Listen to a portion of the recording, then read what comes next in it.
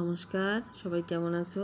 আজকে চলে আসলাম আমাদের জমিতে। এসে দেখি প্রচুর পরিমাণে কচু শাক হয়েছে, তাই আর লোভ সামলাতে পারলাম না। ভাবলাম কিছু কিছু জালি জালি আগা তুলে নিয়ে যাই। এই যে জালি আগা তুলে নিয়ে আসি, কী সুন্দর না দেখতে। ভাবলাম কচু শাক না, আজকে কচুর পাতার ভর্তা তৈরি করব। তাই ভাবলাম রেসিপিটা সবার সাথে শেয়ার করি, যেহেতু আমার বন্ধু বান্ধবীরা আছে আমার রেসিপি দেখার অপেক্ষায়, তাহলে তাদের সাথে একটু শেয়ার করি। তারাও এরকম ভালো মন্দ রাঁধতে রাঁধতে মাঝে মাঝে আমার একটু নেমন্তন্ন করে খাওয়াবে। তাই এই কচুর পাতাগুলো নিচ্ছি, ডাটাগুলো বাদ দিচ্ছি। ডাটাগুলো ফেলে দেবো না, ডাটাগুলো দিয়ে অন্য আর একখান রেসিপি বানাই থুবানে। তা তোমরা যদি রেসিপিটা শিখতে যাও তা চোখ ডাব ডাব করে তাকাই থাকো, এদিক ওদিক যেন খেয়াল করে না, তাহলে কিন্তু শিখতে পারবা না। নিচে কুটিয়ে কালো জিরে, পেঁয়াজ, রসুন আর কাঁচা জাল নিয়ে এবার একটু কড়াইতে খানিক সর্ষের তেল নিলাম, নিয়ে সর্ষের তেলের মধ্যেই সেই কালো জিরে দিয়ে দিলাম গাটিসখানি। দিয়ে এবার সেই পেঁয়াজ রসুনও কুটিয়ে রাখেছি সেইগুলো একে একের মধ্যে দিয়ে দেবো।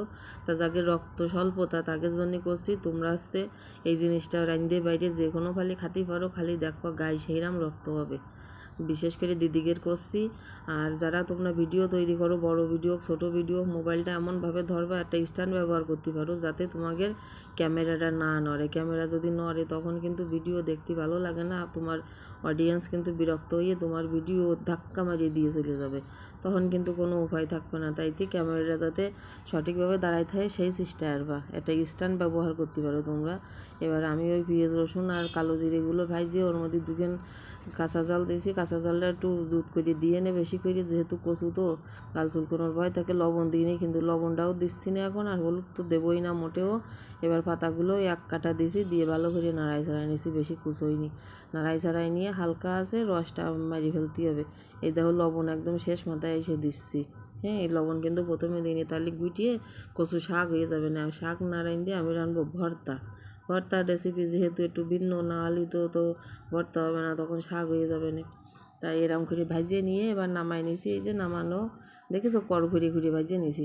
ভাজিয়ে নিয়ে নামাইয়ে তোমরা যদি মনে আরও তেল আরও দিবাতা দিতে পারো, না দিলে না দিতে পারো। এবার শিল পাটায় বেটে নিয়েছি সুন্দর এগে, যা সুন্দর ঘিরান বেরোচ্ছে না, কালো জিরে আর ওই রসুন বাজার ঘিরানে একেবারে মা করতেছে। মনে আছে কত সময় আমার হাত কান আমার গালের মধ্যে যাবে, সেই অপেক্ষায় আমি বসে আছি। তারপরে সবার কাছে আন্তরিকভাবে দুঃখিত, আজকে বিদ্যুৎ অফ ছিল, যে কারণে স্বল্প আলোয় কাজ করতে এসে এই জন্য ভিডিওটা একটু গুলা গুলা দেখা যাচ্ছে। আর একটা লেবু আর দুটো ভাত হয়, গরম ভাত, এই কচু ভর্তা পাতা ভর্তার সাথে তার ডানি বাই তাকানোর দরকার হবে না। আর সামনে কিটা আছে তাও দেখার দরকার নেই। ভাত মাখবো আর হাত একেবারে সোজাসুজি ডানি বাই না যাই আমার গালের মধ্যেই চলে যাচ্ছে। যা ভালো লাগিয়েছে না, একেবারে সেই স্বাদ।